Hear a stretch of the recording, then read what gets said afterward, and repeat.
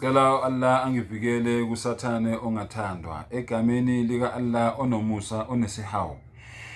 Usathane unamaqhinga, uza ngayo yonke indlela uma ngabe ezodukisa abantu. Ufuna abantu benze izenzo ezimbi khona ezojabula ngokuthi ubadukisile, kanti akajabuli, uyimenemene, uyapretenda, wenza ngathi ujabulile.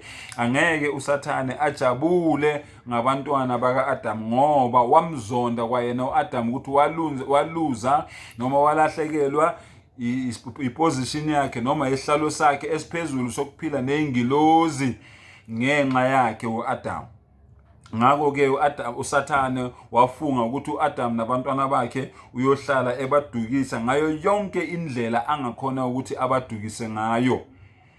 Indlela yokuqala usathane adukisa ngayo abantu ukubasusa ekukhonzeni umdali yena yedwa, bangamxubi nezidalwa zakhe, bangamhlanganisi nalutho. Indlela yokuqala usathane leyo ayisebenzisayo. Uma ngabe usathane ehluleke lapho, wenza ukuthi abantu labo abayitshela ukuthi bakholwa ngokweqiniso kube nemfakela abayilandelayo enkolweni okungeyona imfakela ephathelene nenkolo. Uyangizwa-ke wena oyitshela ukuthi wena uyimuslim kodwa kunemfakela eminingi oyilandelayo oyenzayo wena oyitshela ukuthi wena uyakhonza ngaleyo mfakela leyo. Usathane ukwenzisa lezo zinto lezo kodwa wena awuboni ngoba usathane akajabulile ngawe njengoba wena uyimuslim, njengoba wena ungozehlisayo ngaphansi kwentando kaNkulunkulu, njengoba wena ungozithobayo, njengoba wena ungozinikelayo. Usathane akajabulile ngawe. Yingakho usathane ezofike akufundise izinto eziyimifakela athi zenze athi ziyingxenye yenkolo, nawe uqhubeke uzenze ngenhloso noma ngenkolelo yokuthi uma ngabe wena wenza lezo zenzo lezo usathane athi zenze, ubone ngathi lezo zenzo lezo zikusondeza kakhulu kunomdali wakho. Be careful my brother, be careful my sister. Lama bid'a la eniwenzayo, lama innovations la eniwenzayo, lemifakela le eniyenzayo eniyilandelayo, niyazazi ke nina eniphila ngama bid'a. Usathane akajabulile ngani kodwa wenza ngathi ujabulile.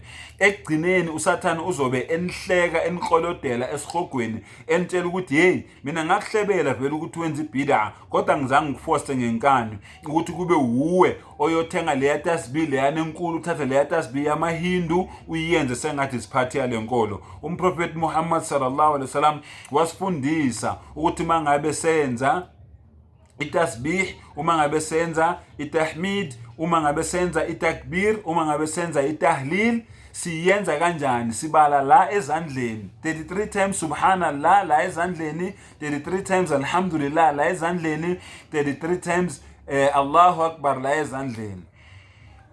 Kodwa wena-ke osubala ngale tasbih yamaHindu okwakho lokho, kodwa ngiyakutshela namhlanje uhlale wazi ukuthi leyo nto leyo oyiyenzayo wena izibid'a. Umprofeti Muhammad sallallahu alaihi wasallam akazange asifundise yona, uHazrat Abu Bakr radiyallahu anhu azange asifundise yona, uHazrat Uthman radiyallahu ta'ala anhu azange asifundise yona, uHazrat Umar radiyallahu ta'ala anhu azange asifundise yona, uHazrat Ali radiyallahu ta'ala anhu azange asifundise yona.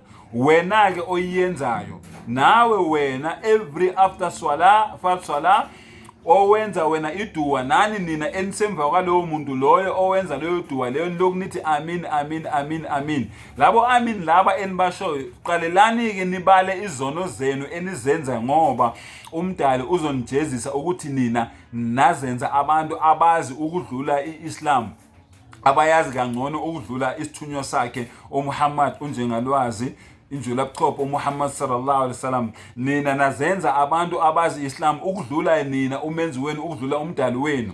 U-Allah mayethi al-yawma akmaltu lakum dinakum, namhlanje inkolo yenu iphelele, namhlanje inkolo yenu ayishoti ngalutho. Wa atmamtu alaykum ni'mati, ngafulfilla nama favors ami, izipho zami ngaphezulu kwenu. Wa raditu lakum al-islam dina, ngijabulile ngeIslam njengenkolo yenu, ngiyanikhethela Islam njengenkolo yenu. Nithi nina thina sazi kakhulu ukudlula wena mdali wethu, thina yithi sazi Islam ukudlula wena. No Muhammad sallallahu alaihi wasallam ayithi kullu bid'atin dalala, yonke inhlobo yemifakela yama innovations wa kullu dalalatin fi an-nar, yonke leyo nto leyo inidela esihogweni. Nanithi thina sazi kakhulu ukudlula wena, sizokubonisa thina ukuthi le Islam siyazi ukudlula wena.